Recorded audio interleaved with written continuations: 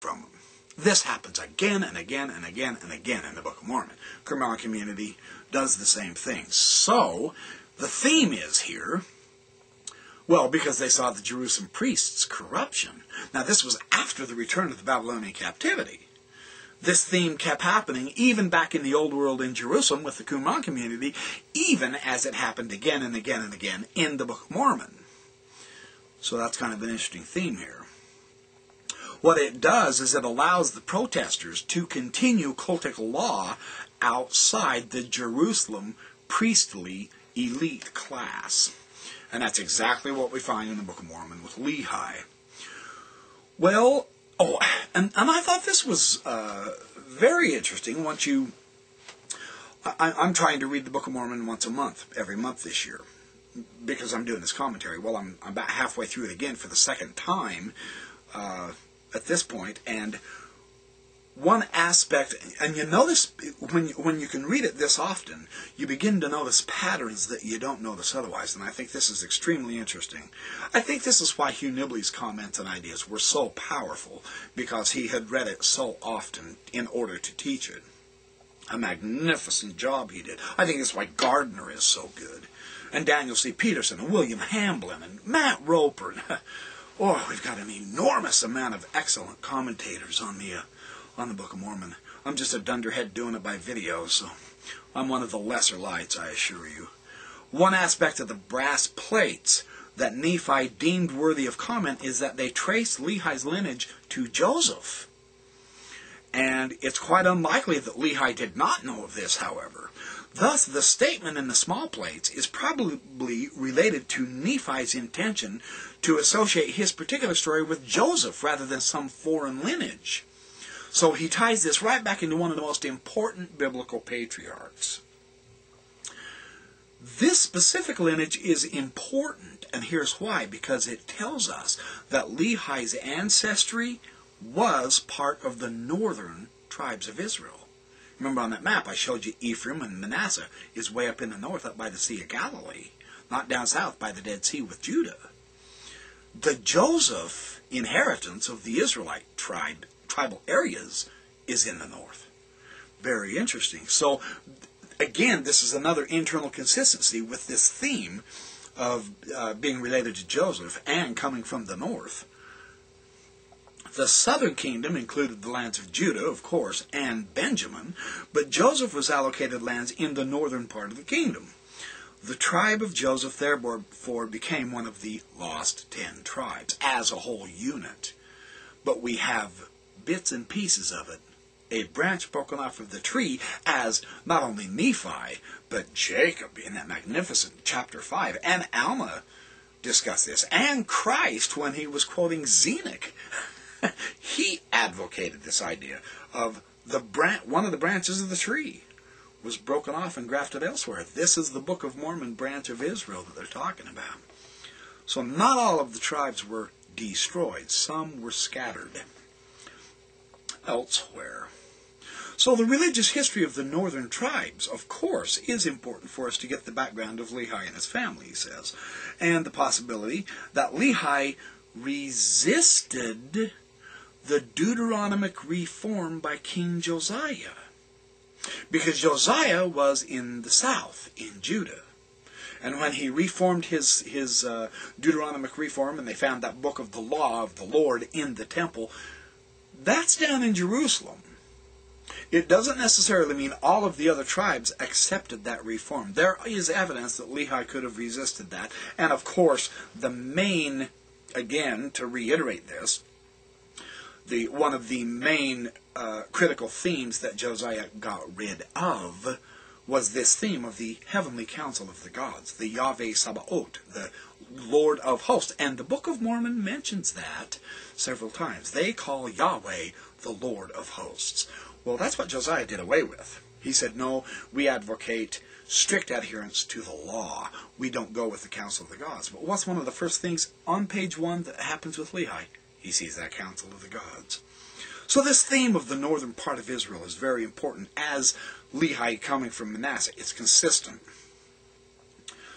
So,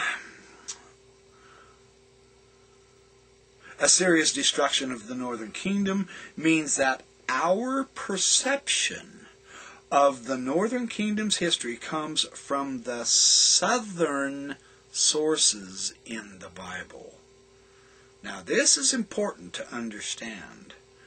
We are not reading the history from their own point of view. I mean, it's like studying the Gnostics before the Nag Hammadi codices were found.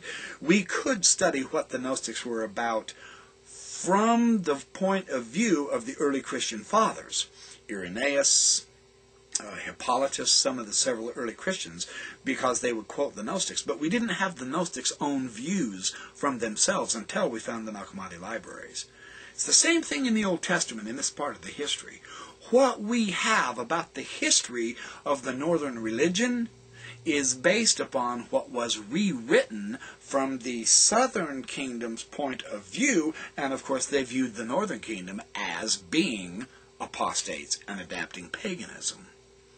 But that's not necessarily so.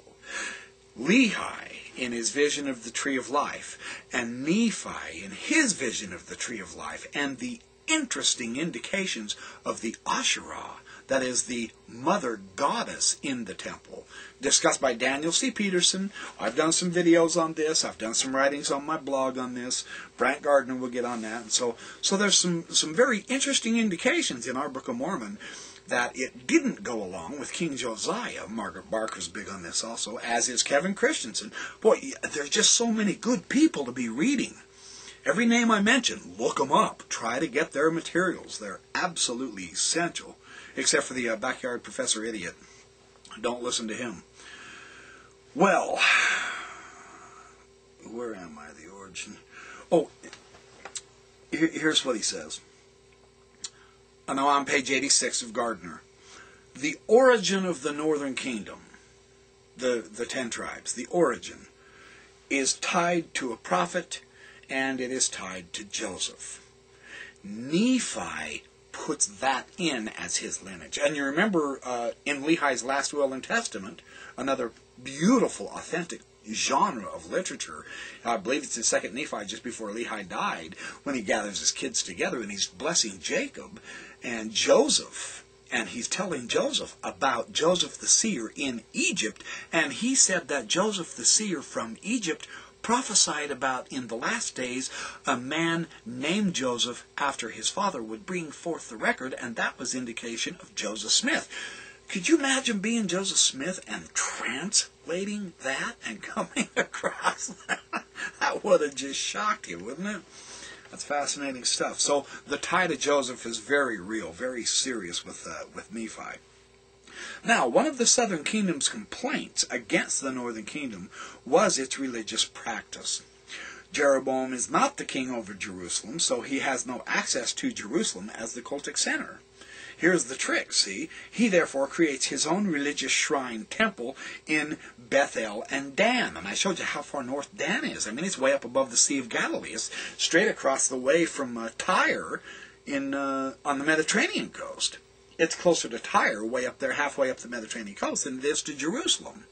Well, they didn't travel back and forth that much, so they had their own temples, and they had their own cultic shrines, and they had their own religious forms of worship. This is what was destroyed by Josiah. And then the record was rewritten to make it look like the northern Israelites were pagan worshippers. That's not necessarily the truth, though. Very interesting how history works this way, isn't it?